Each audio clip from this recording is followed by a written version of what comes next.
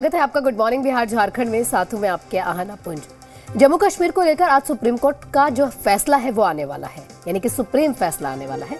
जम्मू कश्मीर से अनुच्छेद 370 को निरस्त करने के खिलाफ जो याचिका दाखिल की गई थी उस पर आज सुप्रीम कोर्ट अपना फैसला सुनाएगा। इस मामले को लेकर 5 जजेस की सुप्रीम बेंच ने 5 सितंबर को फैसला सुरक्षित भी रख लिया था। चीफ जस्टिस DY चंद्रचूड़ की अध्यक्षता वाली संविधान पीठ अब फैसला ये सुनाएगी। इसे लेकर पूरी कश्मीर घाटी फिलहाल हाई अलर्ट पर है। केंद्र के फैसले के खिलाफ 18 याचिकाएं यहां पर दायर की गई थी। इस पर कुल 16 दिन बहस हुई थी।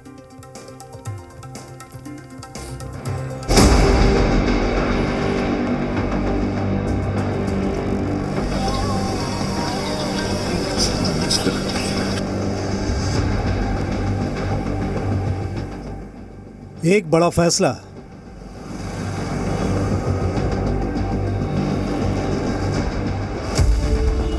या फिर से फासला।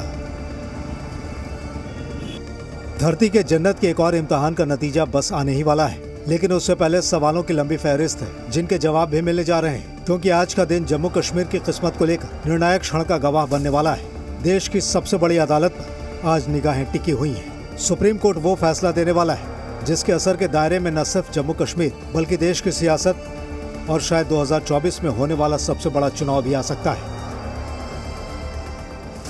सुप्रीम कोर्ट जम्मू कश्मीर से अनुच्छेद 370 को निरस्त करने पर फैसला सुनाने वाला है। सर्वोच्च अदालत उन याचिकाओं की दलीलों पर अपना निर्णय देगी जिनमें अनुच्छेद 370 को खत्म करने का विरोध किया गया है,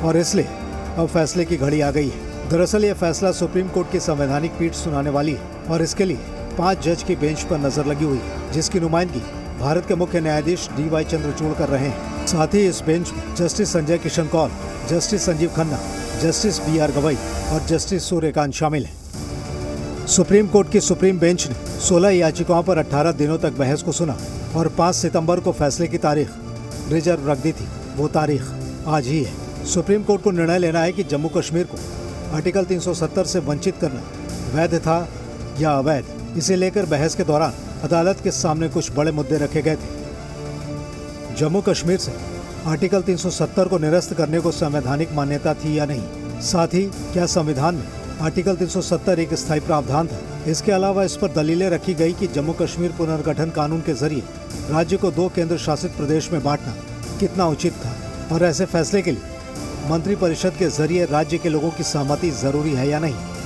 जाहिर है इस बड़े फैसले के पहले सियासत के दोनों हिस्से भी सक्रिय हो उठे हैं। जम्मू कश्मीर से आर्टिकल 370 हटाने का विरोध करने वाले नेशनल कॉन्फ्रेंस के नेता उमर अब्दुल्ला कह रहे हैं उन्हें सुप्रीम कोर्ट से इंसाफ का इंतजार है। जब हम सुप्रीम कोर्ट में गए थे 2019 में, तो इंसाफ हासिल करने की उम्मीद लेके गए थे।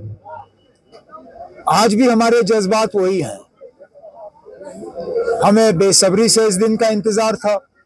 ऑनरेबल चीफ जस्टिस और उनके साथ 4 ऑनरेबल जजेस जो हैं वो अपना फैसला सुनाएंगे, और हम इंसाफ की उम्मीद लिए बैठे हैं। विरोध करने वालों में जम्मू कश्मीर के पूर्व मुख्यमंत्री गुलाम नबी आजाद भी हैं। आजाद का मानना है कि सरकार का फैसला गैर कानूनी था और अब आवाम के हक में फैसले की उम्मीद है।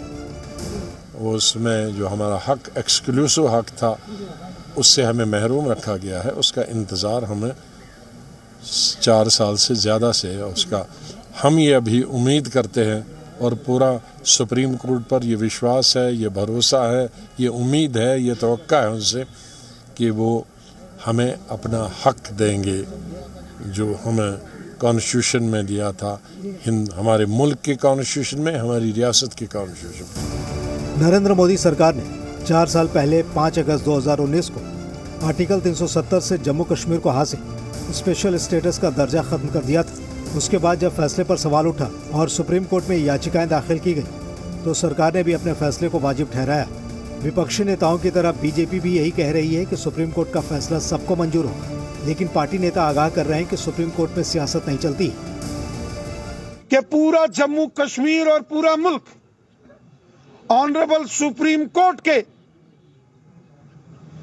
फैसले का दिल से एहतराम करेगा, क्योंकि हमारे मुल्क का कानून सबसे बड़ा है।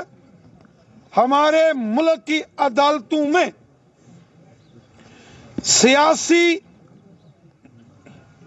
हस्तक्षेप, पॉलिटिकल इंटरफेरेंस नहीं होता है।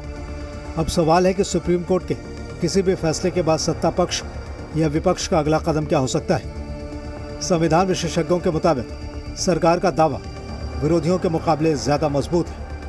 फैसला सरकार के पक्ष में जाता है। सरकार का पक्ष का मतलब है सुप्रीम कोर्ट में जो विपक्ष है, सरकार के पक्ष में जाता है तो फिर विरोधियों, जो पिटिशनर हैं या जो विरोधी हैं, उनके पास ऑप्शन रहता है कि वो रिव्यू पिटीशन डालें सुप्रीम कोर्ट में। रिव्यू पिटीशन उनकी डिसमिस हो जाती है तो फिर से वो क्यूरेटिव पिटीशन डाल सकते हैं जो उनको जजमेंट में खामियां लगेंगी, और क्यूरेटिव पिटीशन भी अगर डिसमिस हो जाती है तो फिर विपक्ष के पास कोई रास्ता नहीं है कि वो आगे बढ़ पाएं। वो प्राइवेट मेंबर बिल हाउस में ला सकते हैं। प्राइवेट मेंबर बिल के लिए उनके पास बहुमत होना चाहिए, और वो बहुमत तो सरकार के पक्ष में है। इसलिए जो विपक्ष है आज का, या मैं कहूं कि जो इस कानून के विरोध में है, उनके पास कोई ऑप्शन नहीं रह जाता। संविधान विशेषज्ञ यह भी कह रहे हैं कि अगर फैसला सरकार के खिलाफ आता है तो संसद के जरिए सरकार एक बार फिर नई शुरुआत कर सकती है। यानी जम्मू कश्मीर में जब तक आर्टिकल 370 का राज रहा, ये इलाका भारत का अटूट हिस्सा होते हुए भी कई लिहाज से अलग था।